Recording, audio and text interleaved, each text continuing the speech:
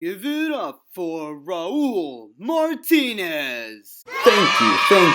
No need to reply. Oh, you're too kind. Hello, my EDUC classmates, and hello, Miss Simon. This is Raul Martinez from our EDUC class, presenting you with my presentation. Starting off, I am an ISFP personality.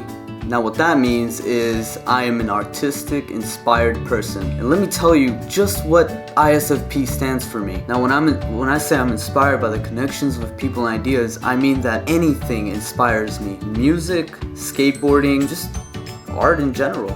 Now the S stands for spontaneous, because at times I can burst without warning. And I don't mean it in a bad way, I mean it in a good way. Like, sometimes I can be a bundle of joy, but try not to get me on my bad side. Alright, F is for friendly. Basically, I can make friends with almost anyone. If you want to try it out, well then, bring it. And last but not least, P stands for Paul McCartney. Come on, you gotta admit we look just alike.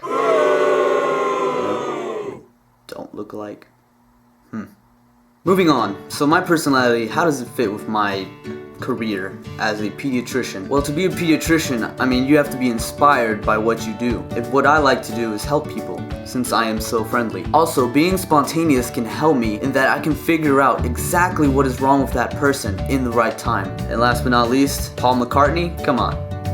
He could be a doctor if he wanted to. My interests, just like any other teenager, would probably be food, sleep, TV, and so on. But this could be seen as a good thing, because if I have knowledge about the food that I eat, then I'll have knowledge as to what foods make you sick. And if I remember exactly what I saw on TV, on a Discovery Channel or National Geographic, well then, I basically figured it out with memory. And as for sleeping, well, we all need our sleep once in a while. Moving on to my family, my parents taught me to be nice, courteous, and considerate of other people. The skills that my parents have taught me are going to greatly affect me in my new career. Just see, whenever you work at a hospital, you're going to have to be nice, courteous, and considerate of people. You can't just walk into a job and expect it to be a walk in the park. I mean, there's going to be rude people. And if you're nice, they're not going to bother you as much. And if you're courteous, they're gonna give you more respect. Also, if you're considerate of other people, those people are going to love you. Moving on to my friends now. My friends have helped me keep me young and healthy throughout these years. I mean, if I ever had a problem, I mean, they could help me out. If it wasn't for them, I wouldn't be here. They are my motivators, they are my rock, and I am thankful that I am their friend. If it wasn't for friends, I mean, I wouldn't be as friendly as I am now, or as spontaneous. Moving on, if you didn't already know, I want to be a doctor, most specifically a pediatrician whenever I graduate from college, and the university, and medical school, and a 4-year residency. So that's basically 12